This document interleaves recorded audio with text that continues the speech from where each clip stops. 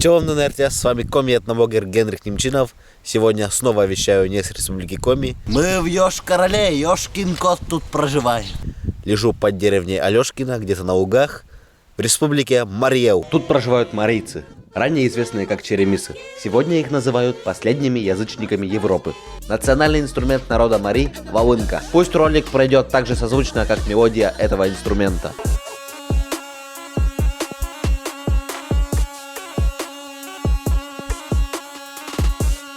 Столица Республики Марьев – город Йошкар-Ола. С марийского языка Йошкар-Ола переводится как «красный город».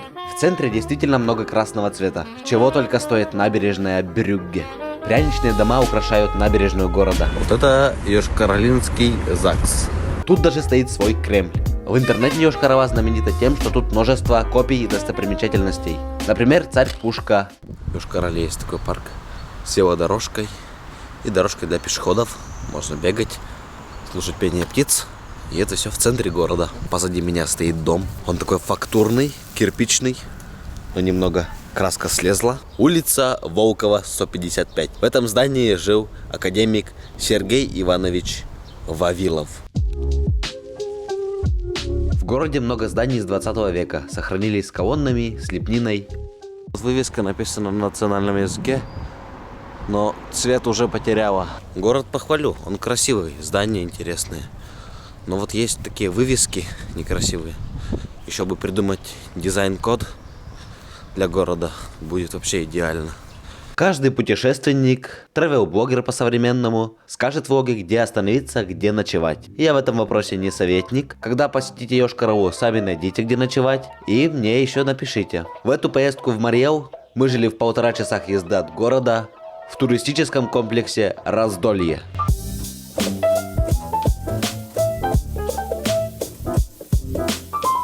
Раздолье стоит возле реки Арда на возвышенности. С оттуда видны просторы марийской земли. А речка Арда посылает любовное сердечко.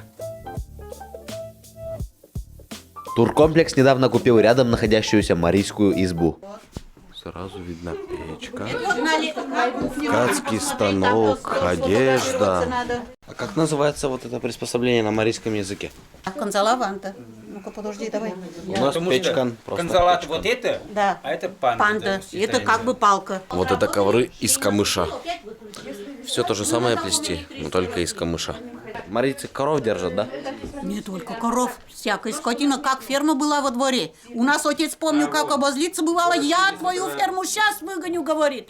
Курицы летят, гуси летят, га-га-га-га, коровы бегут, овцы бегут. Кто только не бегал, целый двор скотины был. Очень много скотины держали. И траву, наверное, косили везде. Ой, еще сколько не только косили, мы и руками собирали. Мы, ученики, в детстве, помню. У нас телега была, отец у нас на все руки мастер был, и эта телега только у нас была. Нас человек 10 соберется, все друзья, товарищи. Мы даже колхозные поля пололи, по очереди друг дружке возили, это даже собирали и сушили. А сейчас, вот, по голову почти, даже в деревне растет трава. Мы раз 5-6 триммером прокосили вместо коров, теперь триммер у нас. Нас в Раздолье встретили с игровой программой, где мы поближе познакомились с культурой марийцев.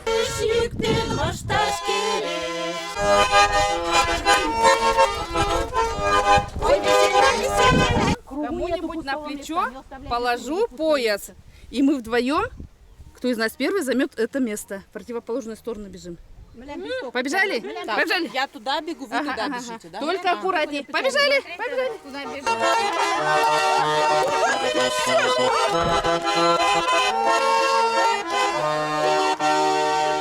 В лесную игру поиграем, да? Маленькие молоденькие шишечки посылать будем по кругу, а эта шишка будет место занимать в центре. Пока музыка играет, эти маленькие шишки из рук в руки по кругу идут. Только сразу брать, не кидать, стараться из рук в руки передавать. Музыка остановилась, шишки остались у кого-то, у меня и у Натальи, например. И кто вперед из нас хватит эту шишку? Я взяла, Наталья осталась.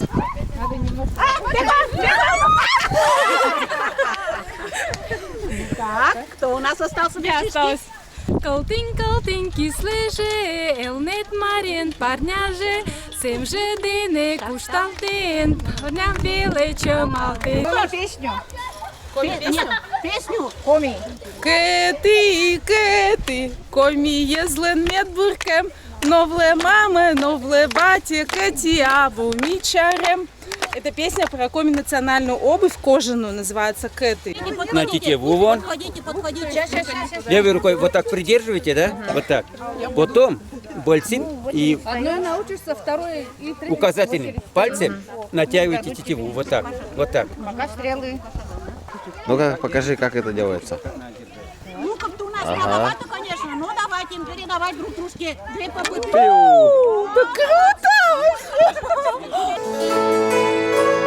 Друзья, нет, не думайте. В Марьел мы не только развлекались, туда я ездил специально учиться.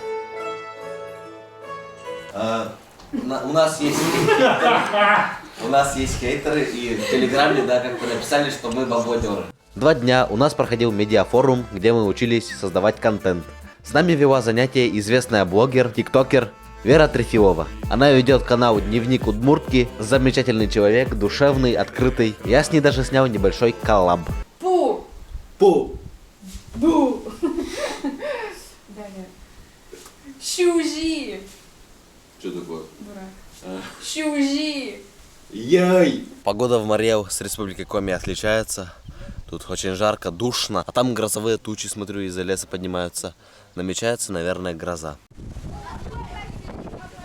Тут мастер-класс на террасе. Начинается ураган, дождь, гроза. Но мы все равно ведем мастер-класс. Свет выключился. Сейчас будет еще гром.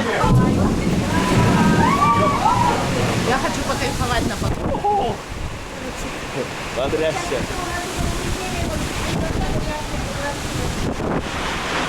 Вот это душ. Смотрите, Крыша.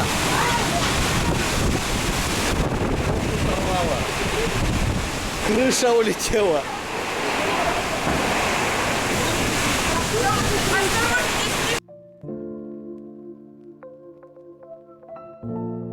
А последствия после грозы оказались фатальными. Снесло часть крыши в том корпусе, где мы жили. Несколько комнат напрочь затопило. На улице как будто после бомбежки валялись осколки металла. Благо сейчас металл подешевел. Крыши, может, дешевле будут. Досечки, гвозди вверх. Надо хотя бы вот так поставить. Природа очередной раз показала, кто главней. Хорошо, что ловкие работяги раздолья восстановили все быстро. И Света вечером смогла провести арт-вечеринку. Поиграем немного в настоящих художников, будем называть эту вашу картиночку референс. Перед вами, каждым из вас, есть небольшой картон, он прогрунтован. Суть такого художественного мастер-класса в том, что каждый, вне зависимости от уровня мастерства, за 1,5-2 часа нарисует красивую картину. В городе такие тоже проводим, людям очень нравится. А понравилось ли это блогерам, спросим их самих. Художником почувствовала. Я не знала даже, что так красиво умею рисовать. Черпа. Малам пеш счет келшен. Мы такая художник улам манан палай на том мол. Анде вот палем. Такая мотором сюретлен муштем манан. Понравилось? Да, я художник. Уже второй человек говорит, я художник. Почувствовали себя художниками? Да? Ну, еще хочется там, не знаю, чего-то поярче добавить. Раздолье. У каждого свое раздолье получилось. Но у всех раздолье, реально раздолье. Тусили мы в деревне Алешкино, и время рассказать чуть подробнее про Алешкино. Алешкино тихая деревенька, спокойная, мне там очень понравилось. Я смотрел на типы постройки, на сооружения, на дома. Тут много домов с наличниками. Есть даже специальный человек, который делает эти наличники. В объявлениях, например, висел его номер.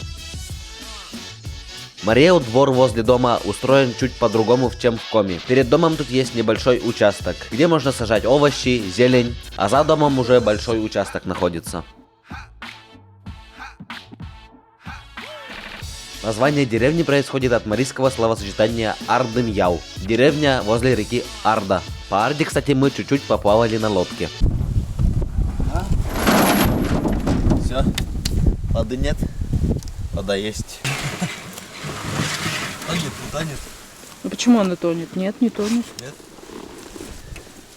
Она просто не очень устойчивая. Выезжаем на речку Арда.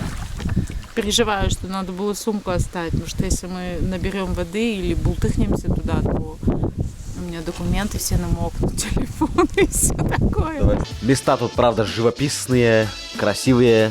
Настоящее раздолье. Отдыхай душой и телом. Как я это сделал ночью, искупнувшись в Арде, но об этом история умалкивает. А вы знали, что 27 июня день этноблогера? Так вот, на форуме в этот день объявили этноблогера года 2022. Ею стала Хайвалам из Красноярска. Она создатель своего национального бренда одежды. Хайвалам представитель народа кеты. Это малочисленный народ. Их осталось меньше 1000. И Хайвалам подарила вот такие открыточки. Тут изображен народ кеты. И я эти открыточки хочу между вами разыграть. Будет 2 победителя, будет 2 открытки. Я лично пришлю их вам. Условия конкурса вообще простые. Вам нужно написать в комментариях, что вы знаете о народе кеты. Можно даже в интернете брать информацию. 2-4 предложения о народе кеты напишите. И я с помощью генератора комментариев выберу 2 победителей. Одного победителя с ролика на ютубе и второго победителя во ВКонтакте. И лично вам пришлю вот эти открытки. Да, и еще, если на ютубе будете писать комментарии, оставьте ссылку на свой профиль во ВКонтакте. И не забудьте, пожалуйста, открыть свои сообщения, чтобы я каждому мог написать и узнать адрес. Сейчас хочу объяснить, как можно с Сыктывкара, столицы Республики Коми, добраться до Йошкар-Олы и до Раздолья, там, где мы отдыхали. Собрались обратно домой в Сыктывкар. Перед отъездом завяжем ленточки на тотемное животное. Утка, лось, медведь. Завяжу на медведя. С Сыктывкара до Йошкар-Олы можно добраться на автобусе. Билет стоит 2500 с носа. А с Йошкар-Олы до Раздолья тоже ездит рейсовый автобус. Там уже билет стоит около 200 рублей. То есть туда-сюда вы потратите около 5000. Это куда меньше, чем ехать за границу. А в Йошкар-Оле без приятных впечатлений вы точно не останетесь. Поэтому езжайте, путешествуйте по стране. Удачи вам! И да, ролик закончу сегодня гимном этноблогеров.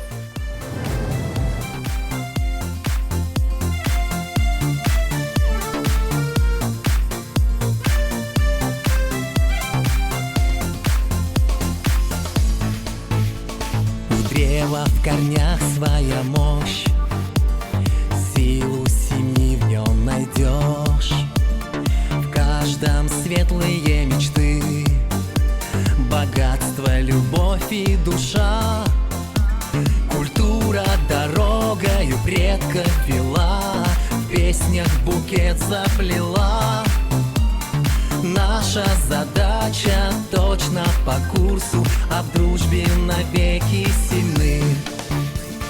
Бьется сердце каждого из нас, милый мой край, с тобой навсегда. В единстве народов мы сплочены, этноблогеры большой страны. Бьется сердце каждого из нас, милый мой край, с тобой навсегда. В единстве народов мы сплочены, этноблогеры